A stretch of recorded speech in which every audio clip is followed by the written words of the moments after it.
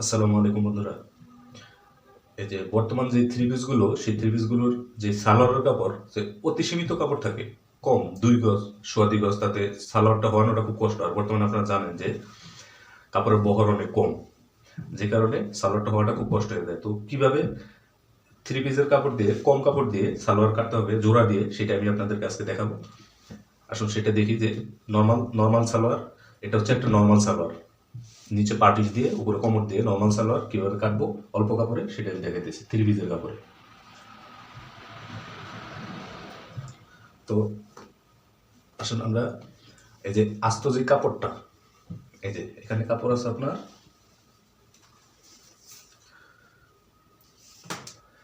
2 গজ 4 গিরা কাপড় নাই, এখানে 2 গজ 3 গিরা কাপড় আছে। তো এটা দিয়েই আমরা নর্মাল একটা সালোয়ার কেটে আপনাদেরকে দেখাবো যে কিভাবে নর্মাল সালোয়ার অল্প কাপড়ও কাটা যায়, সেটা দেখেন। তো বর্তমান থ্রি পিসগুলোতে কাপড় এমনিতে কম, 2 গজ সোয়া 2 গজ কাপড় দেয়, আবার বহরও কম। তো এটা দিয়েই কিভাবে সালোয়ার কাটবো দেখেন।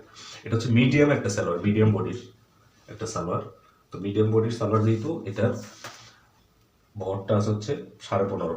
আপনার 15.5 লুজ হবে না, আরেকটু লুজ বাড়াইতে হবে।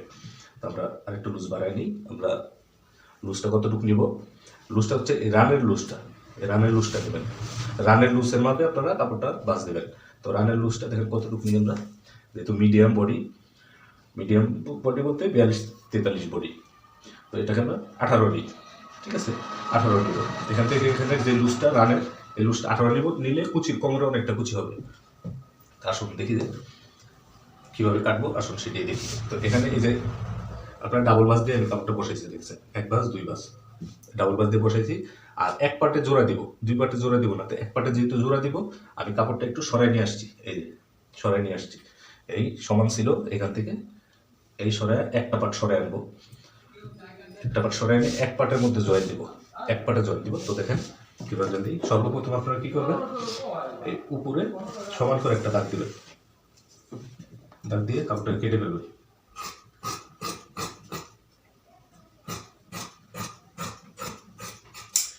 কেটে নিলাম সমান করে আমি।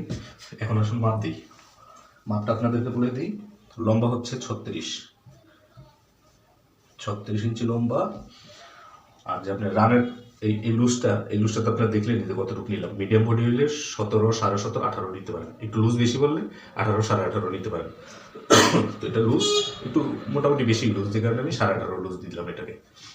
এখন আসুন হাইটা কত নিব? হাইটা নিব হচ্ছে 15।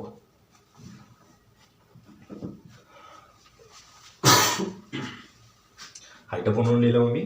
আর পায়ের যে লুজটা, পায়ের লুজটা দিব হচ্ছে 14 ধরেন, 14 পায়ের লুজ। এটা হচ্ছে লম্বা, এটা হচ্ছে পায়ের লুজ মোহরি, আর এটা হচ্ছে হাই। আর রানের লুজটা তো আমি নিলামই। এখন দেখেন কিভাবে কাটিং করি। কাটিং করতে হবে উপরের যেই প্যান্টটা, উপরের বডিটা, প্যান্টটা বাদ দিয়ে নিতে হবে। উপরের প্যান্টটা দিব 6,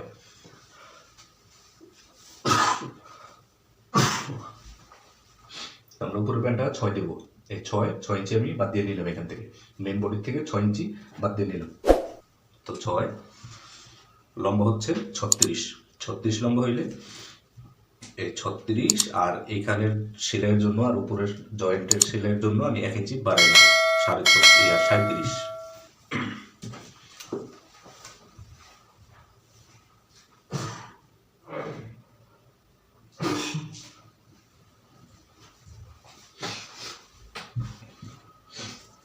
এটাকে আমি 37 নিলাম। 37-এ লম্বা একটা দাগ দিলাম, সোজা করে একটা দাগ দিলাম। এখন পায়ের নিচে 14, এই দেখেন 14, 7 গুণ 14, এই 14। আর এখানে একটু বাড়ায় রাখবো, ব্যালেন্স রাখবো, একটু 1 ইঞ্চির মতো ব্যালেন্স রাখবো। হ্যাঁ, পরে কি করবো, হাইয়ের মাপটা, পরের হাইয়ের মাপটা দেখেন, এই যে 6 ইঞ্চি, এই 6 ইঞ্চি এখান থেকে ধরবো, বাদ দেবো উপরের প্যান্টের জন্য। 6 ইঞ্চি বাদ দিয়ে হাই হচ্ছে আপনার 15 ইঞ্চি হাই হইলে এই 15, আর সেলাই, এখানে সেলাই জয়েন আছে, সেক্ষেত্রে সেজন্য আর আধা ইঞ্চি বাড়াই নিব, 15.5। এখন দেখেন, এখন আমি হাইয়ের রানের সোজা দাগ দিব, এই এই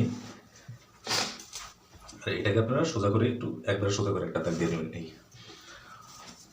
এই হচ্ছে এই হাইয়ের রাউন্ডের দাগ। তো দেখেন এখন কাটিং করি। আসুন এটাকে আপনারা সোজা করে কেটে ফেলতে পারেন, সুন্দর করে কেটে এই পাটটা আপাতত রেখে দেন। এই রাখলাম এই পাটটাকে, এই পাটটার কাজ আছে। এখন দেখেন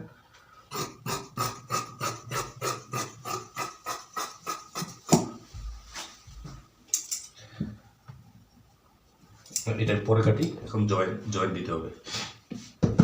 জয়েন্ট যদি দেই, এখানে দেখেন এই দুইটা পাট আছে, এটা হবে না, এটা দিয়ে জোড়া দিব। এটা অনেকটা কাপড় আছে, তো এটা দিয়ে কিভাবে জোড়াটা দিব দেখেন। এই এই সুন্দর করে উপরে বসাই নেবেন। বসাই নিয়ে এই দেখতে পাচ্ছেন জয়েন্টটা। সেলাইয়ের জন্য কিন্তু অবশ্যই ব্যালেন্স রাখবেন। অনেকটা কাপড়, সেলাইয়ের জন্য একটু বাড়তি করে বসাবেন। তো এখন দেখি, এখন জয়েন্টটা দেখেন। এই জয়েন্ট আমি একটা কাজ করি, এটাকে এখন জয়েন্ট যেহেতু দিয়ে নিলাম, আমি এটাকে উল্টো করে ধরি। দেখেন এটা ঘুরে নিই, যে ঘুরে নিলে এখন সুবিধা হইলো। এই যে আমি দেখতে পারতেছি পাটটাকে, এই পাটের উপর দিয়ে কাটলাম। এই হাইটা একবারে হাই সহকারে এটা কেটে নিই। দেখেন কাটিংটা কমপ্লিট হয়ে গেছে। এই যে জয়েন্ট, তো এই যে জয়েন্টটা আপনারা সাধারণত সামনের কাপড় দিয়ে দিবেন। আর যদি কাপড় না থাকে তাহলে আপনারা সেখানে এই যে ছোট ছোট টুকরা থাকলে আপনারা দুইটা জয়েন্ট দিতে পারেন। তবে এক জয়েন্টে হয়ে যাওয়ার কথা। বডিটা কাটা কমপ্লিট হয়ে গেছে, বডিটা আমি কেটে সরাই ফেলি। বডিটা শেষ। এখন আপনারা এই যে কাপড়টা রয়ে গেছে উপরের নিচের কাপড়টা, এটা দিয়ে কোমর দিবেন। এই যে আরামে কোমর হয়ে যাবে এটা দিয়ে, তাতে কোনো ঝামেলা হবে না আপনাদের। দেখেন আগে আপনারা কাজ করেন, এই রাবারের জন্য বা ফিতার জন্য এখানে কাপড়টা রেখে নেন। এই রাবারের দাগটা আমি দিয়ে দিলাম। এটা রাবার অথবা ফিতা যেটাই দেন আপনি, এতটুকু ব্যালেন্স রাখবেন। 2 ইঞ্চির মতো ব্যালেন্স রাখবেন। এবার হচ্ছে কোমরটা 6 ইঞ্চি বাদ দিয়েছিলাম, তাহলে আমি ওখানে 6 ইঞ্চি আর সেলাইয়ের জন্য আধা ইঞ্চি, 6.5 ইঞ্চি নেব। 6.5, এই 6.5, এই 6.5। এখন এটা একটু মোটামুটি স্বাস্থ্যবান মহিলার, যে জন্য এটাকে আমি 48 ইঞ্চি কোমরটা দেবো, লুজটা দেবো কোমরের উপরের কোমরের। তো 48, আমি এই পাশে আধা ইঞ্চি, এই পাশে আধা ইঞ্চি, দুই পাশে আধা ইঞ্চি 1 ইঞ্চি বাড়াই নিলাম জয়েন্ট সেলাইয়ের জয়েন্টের জন্য। তো 48 হলো 24, তাহলে 25 নিলাম। 25,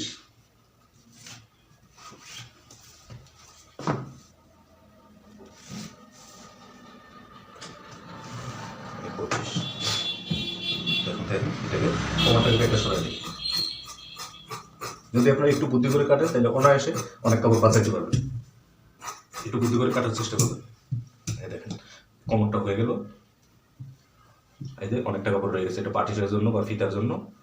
এই যে এটাও পাটিস ফিতা, এতে কামে লাগবে আপনাদের। তারপর এখন দেখি যেটা কাটাটা কি হলো। এই হচ্ছে বডিটা, আর এই হচ্ছে উপরের প্যান্টটা।